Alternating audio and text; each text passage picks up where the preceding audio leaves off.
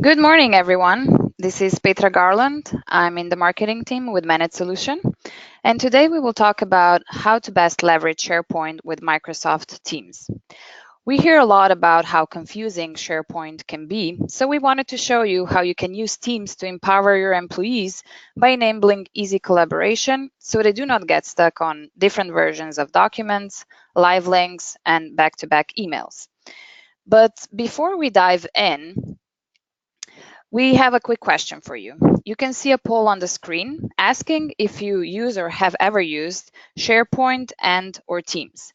Please mark one of the answers, and this will help us to tailor the presentation and make it more engaging for you, so we can see what your level of experience is with one or another.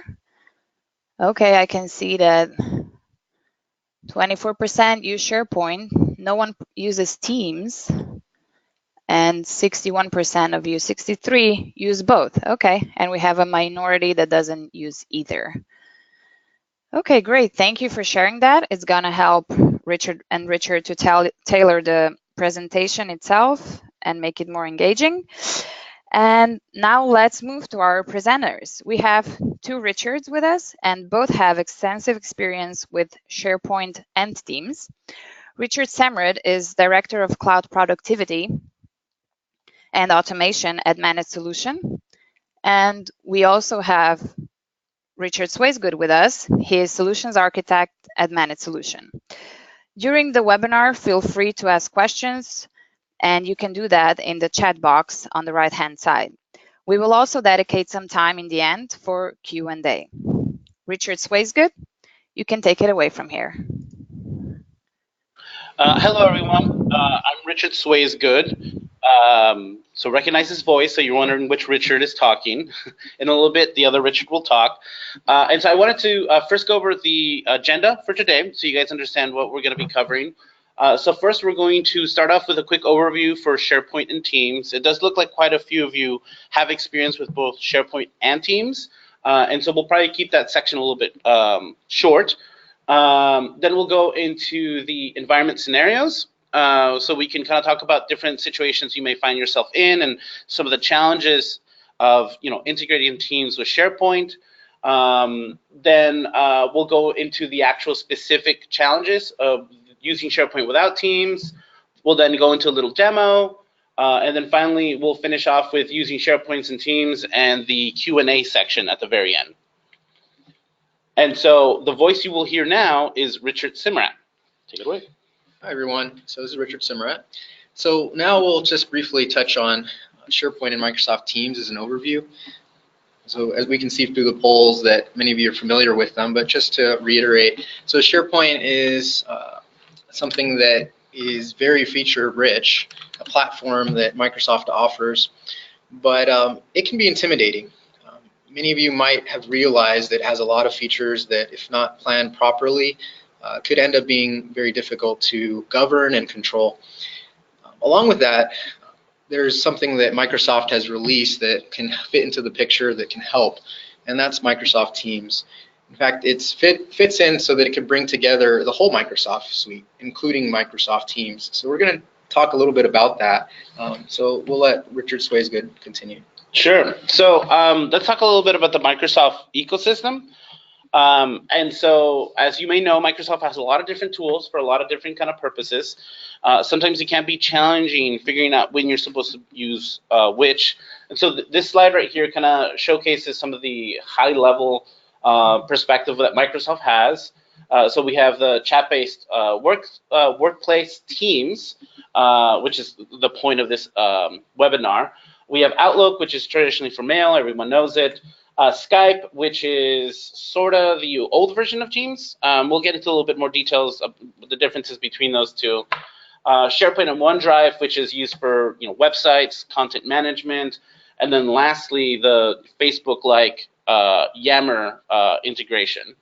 You may notice that all of these are governed by Office 365 groups, and that's going to be one of the key things that we're going to recommend and start diving into detail a little bit later on. And next, we're going to go into a little bit more detail into Microsoft Teams, which is, like I said, the kind of the cornerstone of this webinar, and we really need to kind of illuminate what the, what it makes it tick. Exactly. And so Microsoft Teams is one of the recent additions to the Office 365 collaboration portfolio. And one of the key differences with Teams and SharePoint is that Teams focuses heavily on chat. Now, you might think, how can chat help? Well, we know that maybe you use Skype for Business or some other IM software, and it can help when actually collaborating on particular content or documents in an active way. And so chat was basically the missing link when it came to all of the different aspects of Office 365 portfolio. But along with that comes a hub. So Teams can be referred to as somewhat of a hub for teamwork. We might think of it as something that's built on top of SharePoint that actually surfaces all of SharePoint's features along with all the other products in the Office 365 suite. If you have so many different types of products in the Office 365 suite, you might have noticed that it can be difficult to sign into each one, maybe even giving permissions one by one. Well, with Office 365 groups and with Teams, that pulls everything together, and so you have really just one place to work. You might think of it like a train station. If you've ever been to maybe the Grand Central Station in New York, you might have seen how trains come in and out, and they could all work separately, but having one spot where they all meet, you know that when you go there, you know exactly the schedule and where to go, and you can count on that. So with Teams, that's really the missing link, that hub where you can go to for your work. Maybe even every day accessing the apps built right into the client or the web app for Microsoft Teams. It's also very customizable, so you can add different types of buttons or tabs, views into different web pages, even including SharePoint web pages, custom apps, and more. And finally, when it comes to security, well, nobody wants their data to be seen by someone who isn't supposed to see it. So Teams really does a good job of safeguarding that data, both custom and user. It also protects your right to make decisions about the data and to be transparent to your team, to your company, and anyone else. I mean, the fact that Teams is built to handle data in compliance with medical records, such as HIPAA, really shows that Microsoft is taking data integrity seriously, and that's integrated into Teams as well. Yeah, and one of the things I would want to add regarding the security aspect for Teams is that you may know that, we'll talk about SharePoint a little bit in a second, but the permissions can be really complex for SharePoint. If you kind of start using the guidelines put forth in Teams for securing your team sites, it can make it a lot easier. There's, Richard will cover that a little bit in a little bit more detail. But if you're part of a team, then you have access to the infrastructure. If you're not part of the team, then you don't have access to those files. While in SharePoint, depending on how the permissions are set up, I've had a lot of situations where customers have deployed SharePoint, we do an assessment, and then they discover that, oh my God, all these document libraries are being accessed by people that aren't supposed to. Speaking of SharePoint, what is SharePoint? SharePoint, in this kind of long-winded explanation, is a secure web-based collaboration platform that is used to store, organize, share, and access information with internal and external users. That's a mouthful. Basically, it's two things. It's websites and content, aka document management, right? It's extremely feature-rich, very flexible, but because of these reasons, it can be somewhat challenging to manage, deploy, administer, all that kind of fun stuff. A lot of organizations can get kind of bogged down trying to customize SharePoint way too much. And so I think engagement when it comes to the SharePoint infrastructure is lower because of that, right? It's so complex, people don't really know how to consume it, but the benefits are so great. And that's the purpose of this webinar. See which ways we can kind of leverage Microsoft Teams to get easier engagement and easier use for Microsoft Teams, SharePoint. And so let's actually start diving deep into some of these environment scenarios. And so depending on your infrastructure, you may be using SharePoint, you may be using Teams, you may be using both, maybe you're using Skype, for example.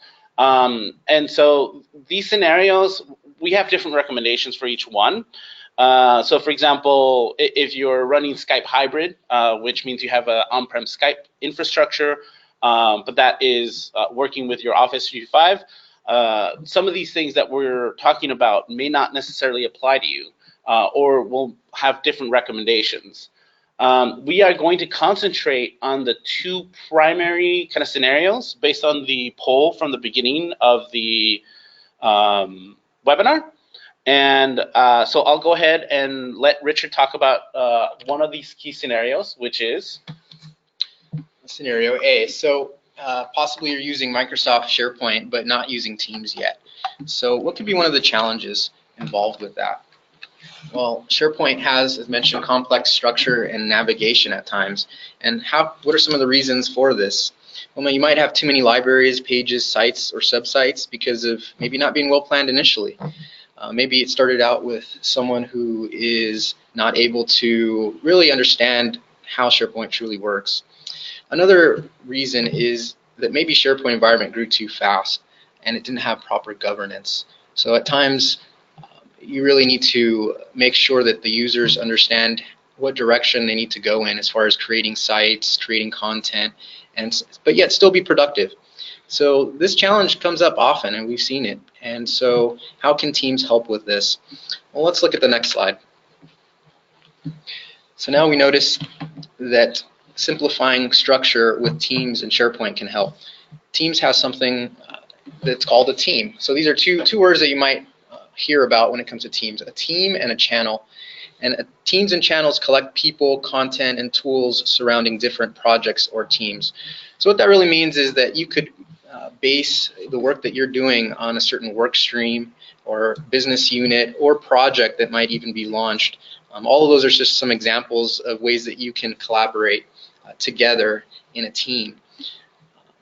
For example, how does Microsoft SharePoint work with Teams in the back end? Well, when you create a specific Microsoft team, it actually creates one SharePoint site and one document library that's built in.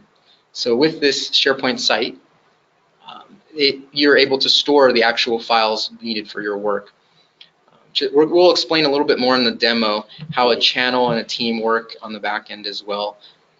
Also, when you create a Microsoft team, it also follows the best practice recommendation for flat structure.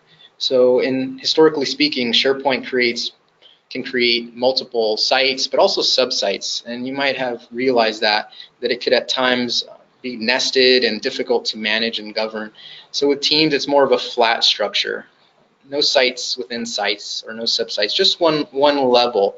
And it allows for more manageable governance, navigation, and as well as new features such as modern pages as well. So more benefits on that. We can explain that later if anyone desires, but for now we'll just leave it at that. Yeah, and one thing to add to that is that a lot of people may not realize that when it comes to SharePoint sites, a lot of the security permissions are done at the base site collection level. And so if you have a lot of different subsites, it can make it rather difficult for you to go in and set up security permissions or sharing permissions or any of those kinds of scenarios. If you build out your SharePoint infrastructure using the Teams model, then everything is self-contained. You don't have to worry about, is someone from HR accessing data from accounting or the other direction.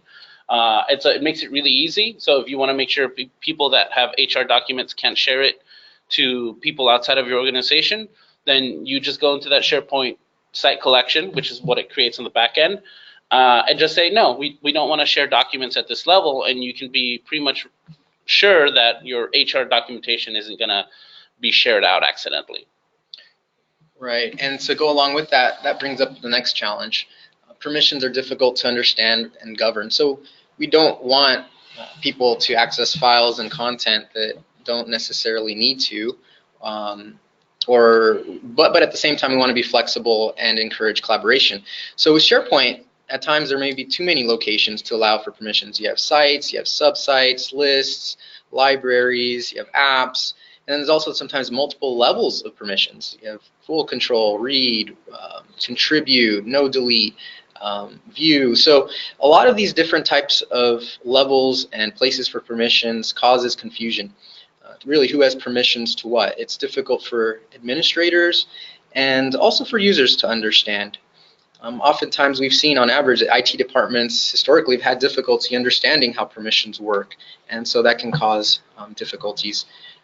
So Teams actually allows for a simplification of permissions, leveraging Office 365 groups.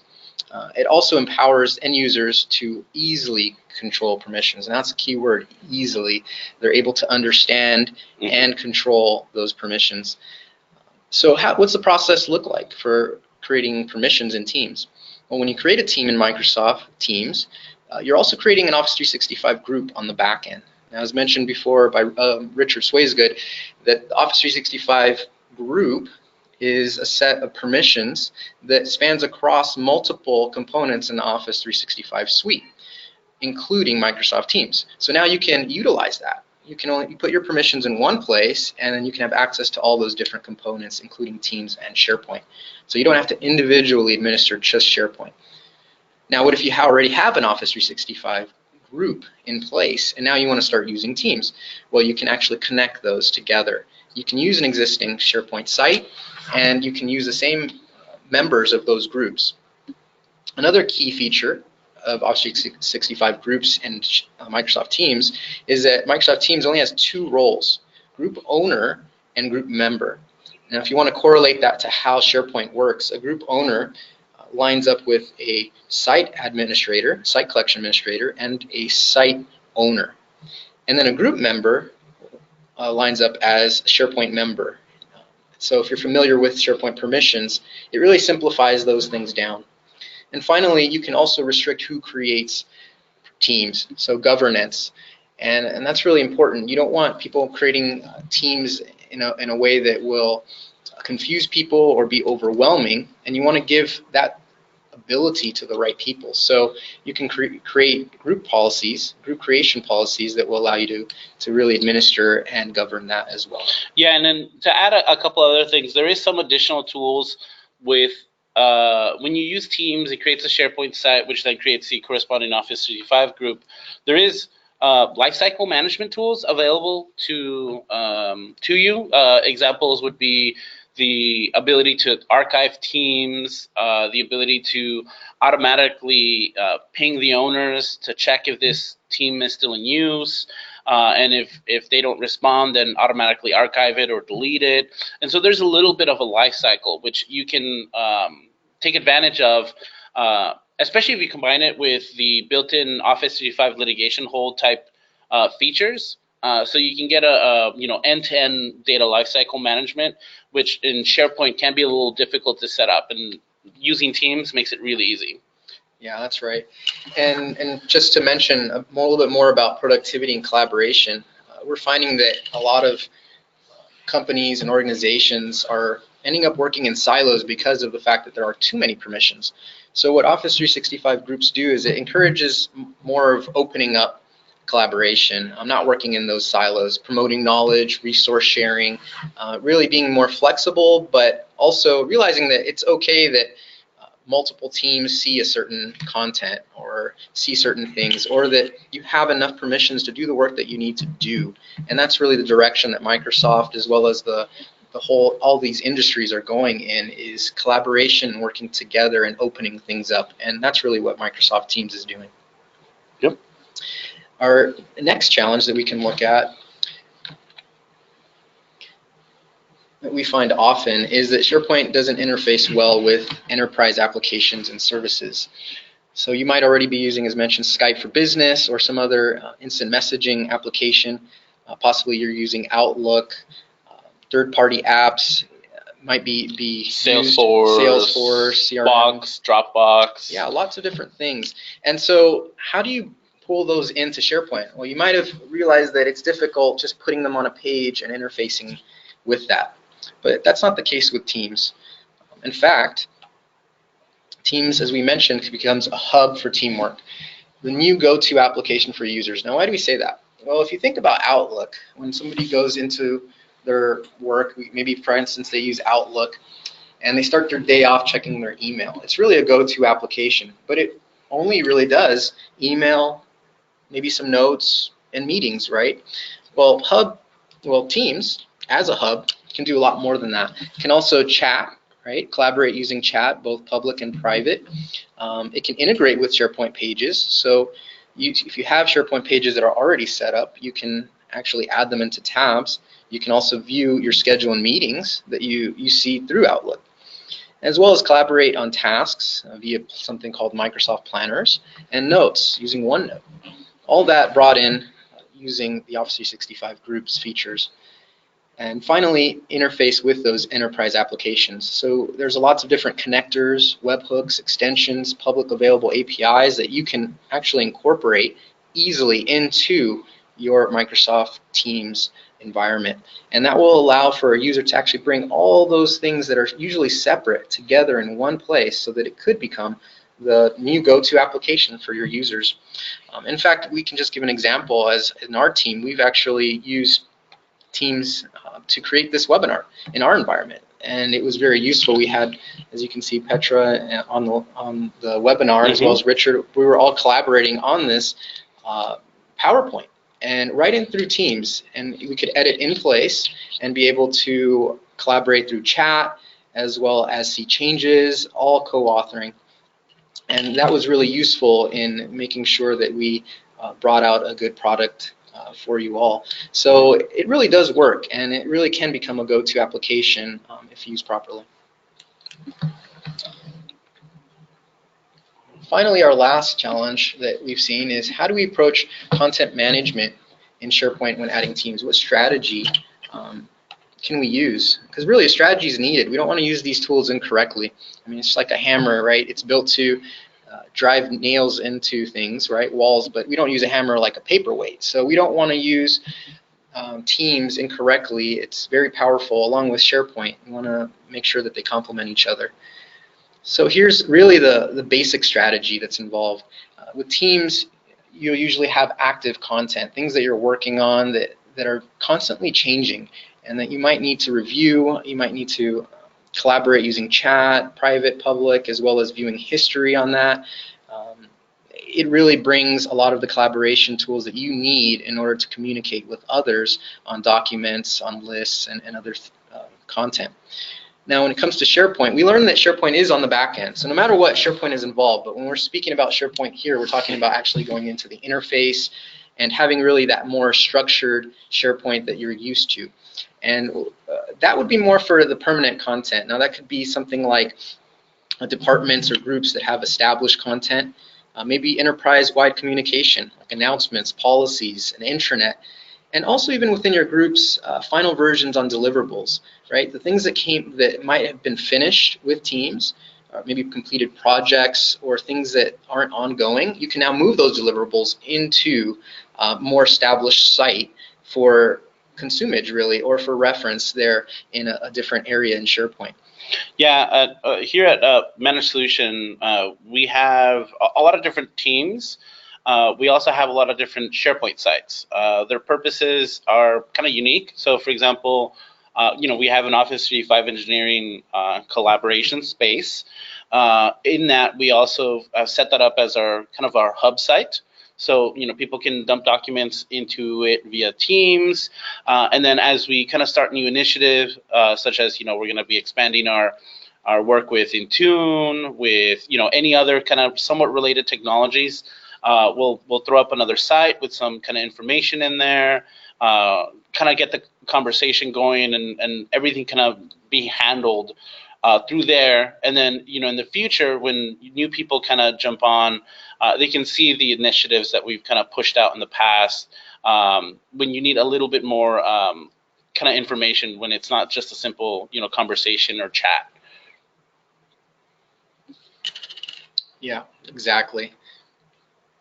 So now we're going to go into a demo and just show some of the features of Teams. Let's see how well this demo goes. Let's hopefully it'll go well. I don't know if you guys have ever been in presentations where the demos kind of end up breaking a little bit. Yep. All right, and it opened. So here we see that this is a brief kind of overview of how Teams works. So on the left side, you can see that there's like a navigation pane here with some various icons such as activity, chat.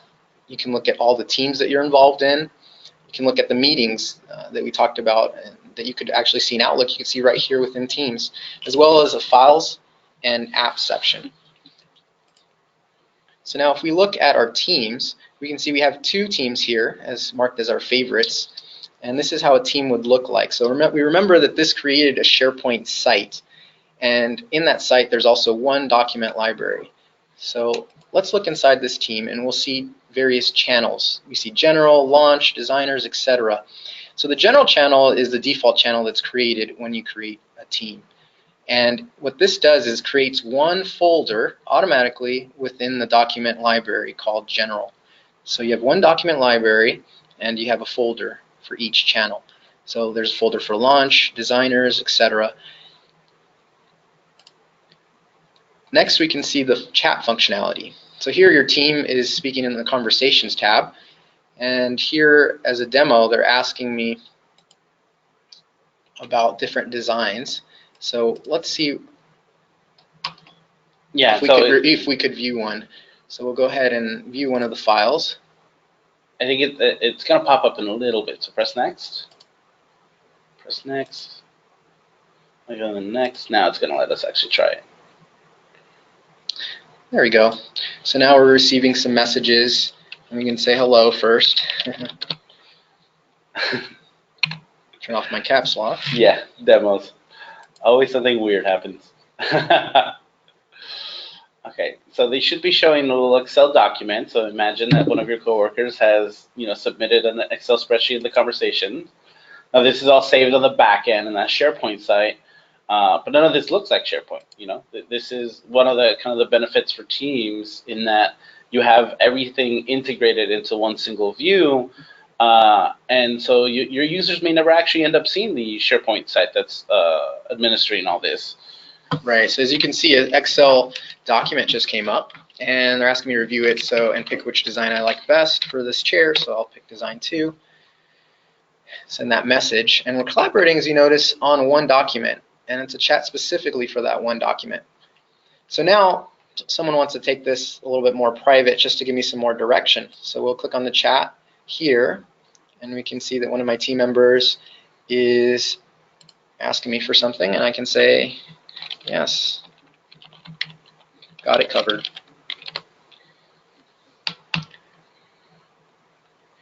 We can also look at the activity section to see different files which might mention my name, and team members can get your attention and really show you that they want you to look at something, or even give you some commendation. Amazing job. And of course, where would we be without adding emojis? The world of emojis. So for the organizations out there that maybe their corporate cadence is a little bit more strict, you can turn off GIFs and happy faces and all that sort of scenario if that's maybe the type of environment you have. Completely customizable. Yeah, and so that's just a brief overview. If you have never seen Teams, hopefully that gives you just a quick general focus that you can work within Teams on practically almost anything that Microsoft there offers. All those different apps. We saw Excel, but you can still open up Word, PowerPoint, and collaborate on documents, as well as just within each channel, focusing on different work streams. Cool. So we covered the scenario where we have SharePoint without Teams. And now we are going to go into somewhat of a more common scenario, and that is you're both utilizing Teams and SharePoint, but you want to take advantage, improve the integration within the two. So let's talk about one of the challenges you'll run into that. Low engagement of Teams and SharePoint. It's actually a somewhat of a common thing. Most of the SharePoint and Teams rollouts that have had trouble is usually because users just don't use it. They find it difficult to use. I don't know. There's a billion different reasons why. Usually it's because the training or kind of the other infrastructure wasn't really in place, or maybe we didn't have the right stakeholders, or you don't necessarily have champions. So what do we recommend in that kind of scenario? So first thing, we recommend concentrating on engagement whenever you're deploying SharePoint in Teams. People think that you can just set up a technology and people will kind of utilize it. That's not the case, right? So spend a little time and effort making sure all this works. One of the things I would recommend first is utilizing the built-in training from Microsoft. There is, if anyone's ever opened up the help location in Word, Excel, or in SharePoint online, anywhere, you'll see that Microsoft has a really good Office.com portal where they have a lot of videos, a lot of articles. Get together with your team and set up like a little mini curriculum and send that out to your end users as you're pushing out some of these new features. For those of you that maybe want to have a little bit more in-depth training, as you know, Microsoft purchased LinkedIn, and as such, their advanced, Office 365 training, SharePoint, Teams training is now available through LinkedIn if you want sort of a more formalized classroom type setting. The other thing we recommend is focus on your technology champions. So what is a technology champion? Those are the people in your organization that are always willing to take on new technology. If they like the technology, they'll start helping other people utilize it. It's almost like an evangelist for a new initiative that you're starting at your organization. And so if you listen to them, get their feedback, and really make them happy, it'll really improve the engagement throughout the organization. And then lastly, get better feedback. We at Managed Solution have started using Microsoft Forms for our user acceptance testings and other engagement forms, so we can get a little bit more data, right? So before, I think we were using a combination of email and Excel and all these kind of spreadsheets, and it made it really difficult to try to figure out how successful a given engagement was. With forms, we can actually see in real time how many people have responded, what percentage of people are happy with this feature, what percentage of people are running into difficulties. And so oftentimes we'll start an engagement by sending out a form. We'll see that the comfort level is maybe at 23, 30%, something like that. And then we know who we need to target. We'll target those users, and then at the end, we'll get much higher scores, 70, 80s, 90s. Maybe one day we'll get 100. And so that really helps, because in that way you can drive engagement throughout the organization. Yeah, and just something to add on the technology champions. Another benefit of having technology champions is the fact that they can generate a lot of excitement in your enterprise or organization. So if you really get them to, or empower them really, to be excited about the technology and give them the tools that they need, what they could do is spread that to a lot of other people. And that gives an overall more productive environment, more usage, more adoption. And so technology champion is really something that has been very helpful in getting those people who really are interested and who have the necessary skills really to do it, to just get everyone else excited about it and on board. Then the minority can join those people.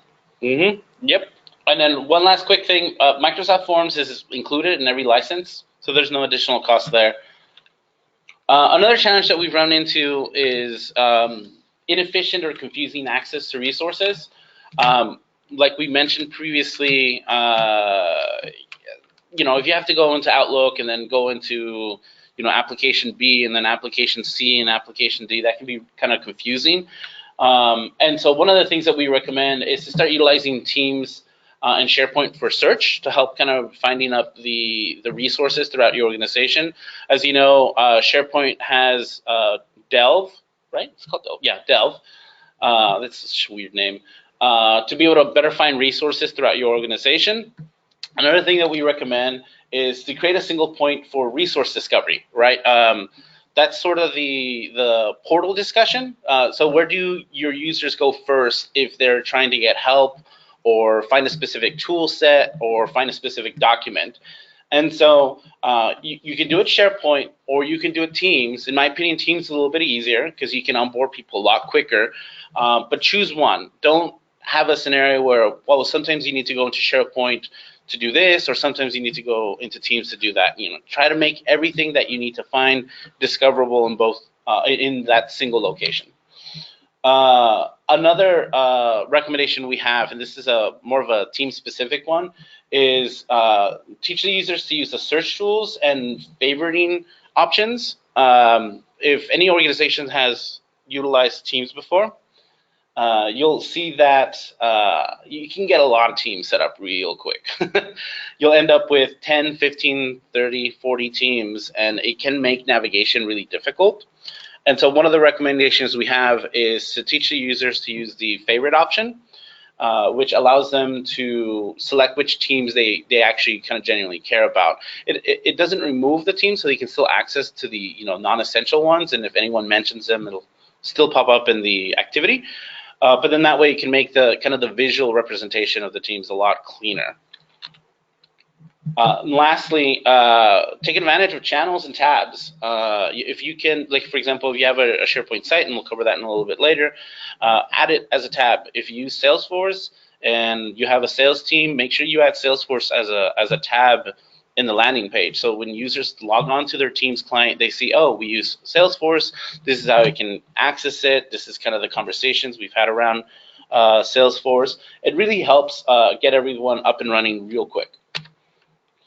Another challenge that we'll run into is organizations that have had SharePoint for a very long time. They've started using Teams for chat, but they don't really take advantage of any of the new features. And so the main recommendation we have for that there is to start the process of modernizing your SharePoint, right? When we mean modernizing, we are talking about everything, right? You can take it as simple as just adding an Office 365 group features to classic team sites. You can grab an old team site, communication site, only team site, sorry, apologize, and add it as an Office 365 group, so then you can start taking advantage of Planner, of OneNote, all those kind of group-based infrastructure. And then if you want to take it a step further and add as a team, you can. Another recommendation is consider migrating your classic SharePoint team sites to modern. That sounds like a lot of work. It's true, but in the end, you'll be in a better supported platform. As we know, Microsoft hasn't necessarily brought any new features to classic team sites or anything like that, and so start planning that migration so you can take advantage of the new modern features. And lastly, there is a set of modernization tools that Microsoft has that can analyze your classic sites and kind of make recommendations about how the new design can go. You can even start kind of moving some of the parts over to some of the modern views, so you can start testing that. Yeah, because eventually, I mean, Microsoft hasn't actually said it outright, but I'm pretty sure eventually they'll start decommissioning the classic SharePoint stuff. If it's in 2-3 years, I don't know, but I'm sure one day we'll start hearing about that. Yeah, and initially when modern sites and pages came out, most organizations were cautious, as well as consultants, to really recommend whether or not this was going to be something that was going to stick around.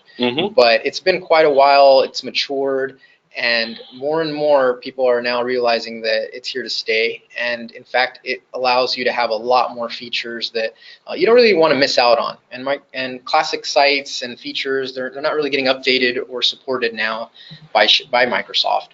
The new features are all coming out on modern pages and layouts and everything like that. So really consider strongly modernizing your SharePoint environment. Yep. So one of the last challenges that we've run into is, you may be using SharePoint, maybe they're modern sites, maybe you're using Teams and all that, but you don't really necessarily see the integration between the two. We know SharePoint is in the back end, but what if you have a really nice site? You want users to kind of be able to see it. So you can add a lot of the SharePoint web parts into Teams as tabs. And so one of the recommendations we have is to use the built-in SharePoint app in Teams. That way you can publish sites, you can publish lists. It's not a 100% functionality, especially with lists. You can't do a lot of kind of the editing stuff, I believe. But then that way you can start adding some of the work that you've already invested in SharePoint sites and have it be discoverable through Teams. Another recommendation is, I just mentioned it, linking your SharePoint sites and lists as tabs. Make it a lot easier to discover. And then lastly, use the SharePoint built-in news app. If you have a news site, a communication site, and you want to have these users be able to view the documented any news updates, add it to one of the existing team sites, and then that way they can get visibility into that. Okay, great. Thank you, Richard. And Richard, this was really helpful. Thank you for sharing your knowledge and expertise. Before we dive into questions, I just wanted to let you know of our special offer for everyone that is with us right now. By attending this webinar, you get a 30 minutes free consultation about your specific challenges with Teams and SharePoint. You can just send me an email to pgarland@managedSolution.com to schedule it. And now let's dive into questions. So the first question that I have is that was asked through the chat box is, does SharePoint Online have a report or ability to view security access? For example, who has access to which libraries, teams, etc.? I can answer that one. Yes, it does. It does have a built-in tool, but the most commonly used one is within each site, where you can actually enter in a user's username and then see where they have access. Like Baz mentioned, the only problem with that is that it could be in a lot of different places, and if you don't understand how that works, such as inheritance and what trumps what, it begins to get a bit confusing. But there is a way to check permissions. There's a feature that SharePoint does have that you can do that. There's also custom reporting that you can do. You can run some PowerShell scripts that can actually output that and connect through the object model. And then, of course, on SharePoint Online, there's some reporting that you could have that's being built in. Microsoft's expanding more and more on security and having those reports with for security compliance reasons, such as seeing your external users and who has permissions to what. Yeah, and then so if you're in this situation where you really do need a lot more specific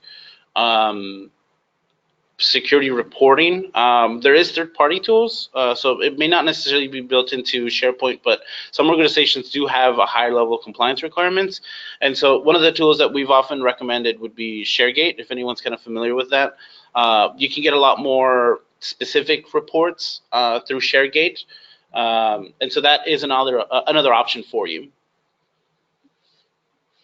Okay, thank you. We have another question. We have been using Teams to set up meetings, but we are blocked when trying to add anyone outside our organization. Skype for Business is not working for everyone.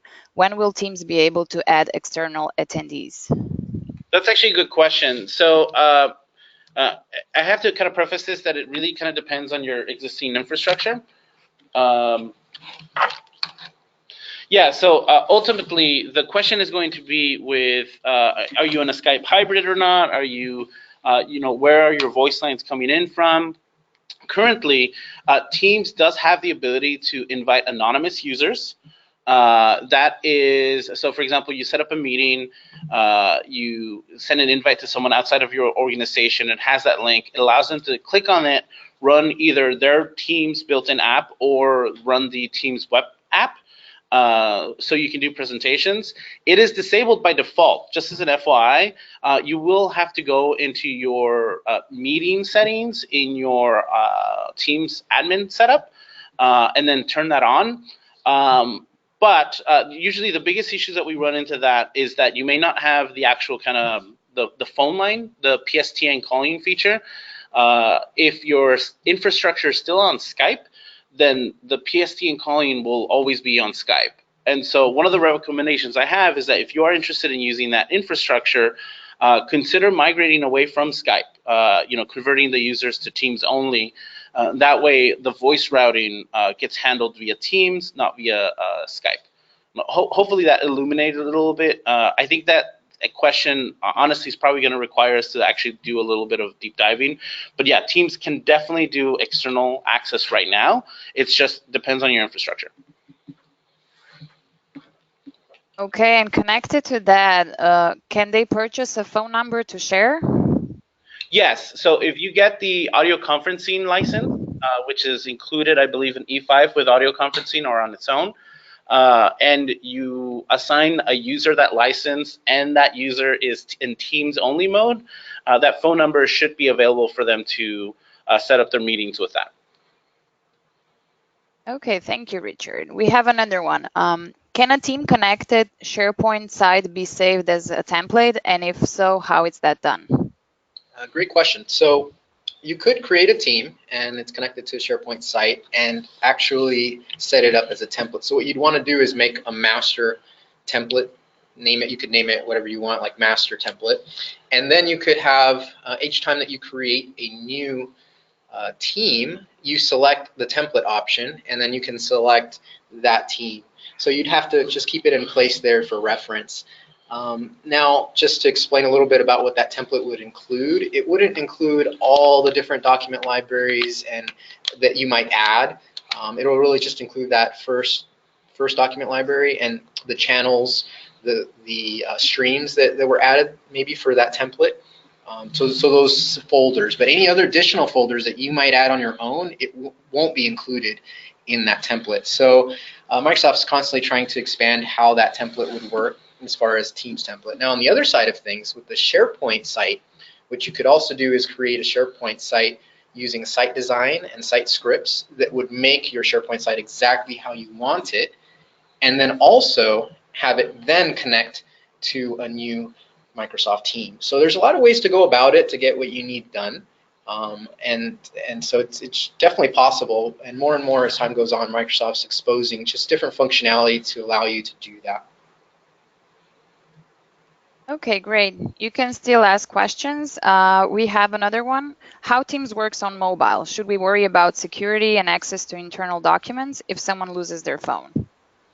So Teams works really well on mobile, especially compared to the Skype app. If anyone's kind of had experience with that, it works really well. That being said, the security question, if a user loses their phone and the person did not set up any sort of PIN or anything like that, and you don't have any other kind of protections in place, that means that the whoever stole it can turn on the phone, go in and open up Teams and download a file, all that kind of fun stuff. Because of that, I do recommend that if you are going to allow your users to connect via the Teams mobile app, to deploy some level of mobile device management. My recommended one is Intune, just because we're already kind of in the Microsoft ecosystem, and Intune has a very specific feature called MAM, Mobile Application Management.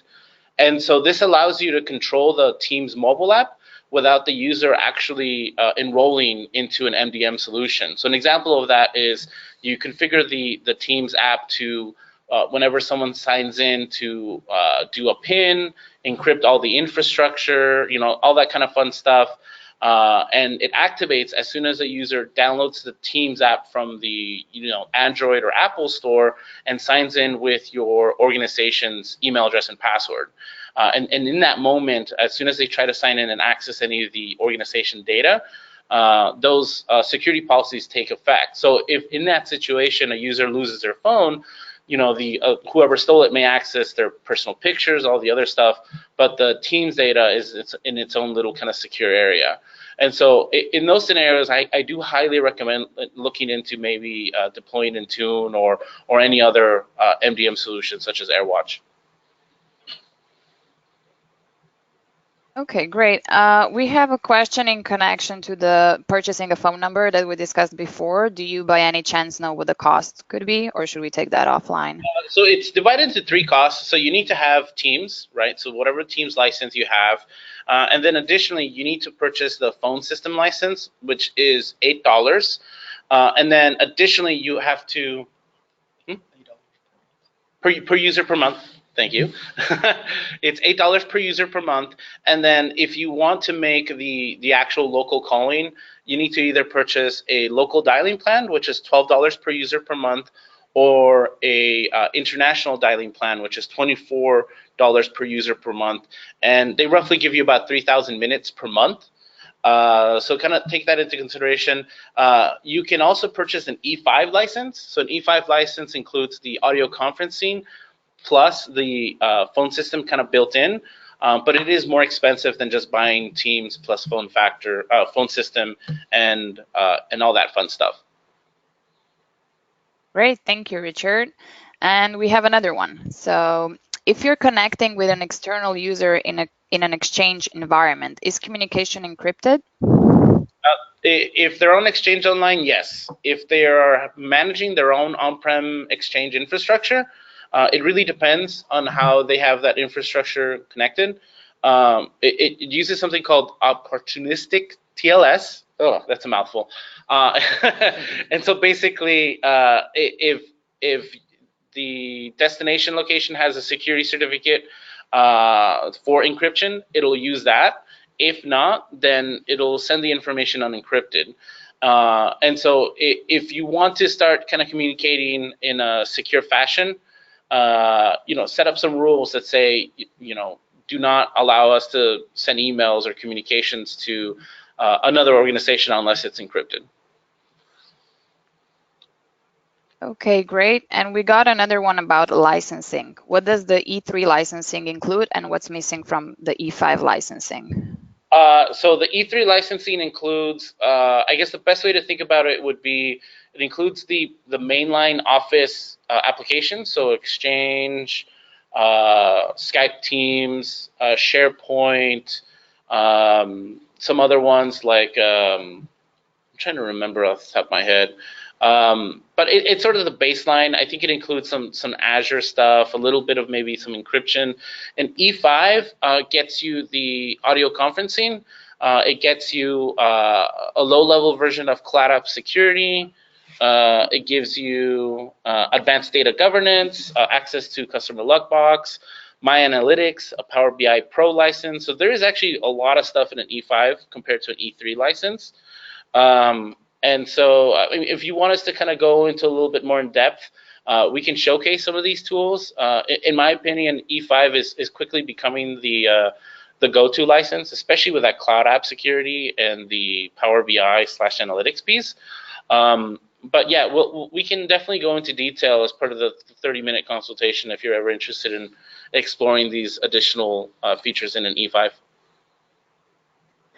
Great, thank you, Richard. Very helpful indeed. So yes, if you need additional help, do not forget about the 30 minutes free consultation. You will also receive an email with my email address, so you can email me to schedule it, and we will also share this recording with you by tomorrow end of day. So thank you for joining us today. This is it, and we hope to see you again soon. Have a great day. Goodbye, everyone. Thank you. You guys have a great day.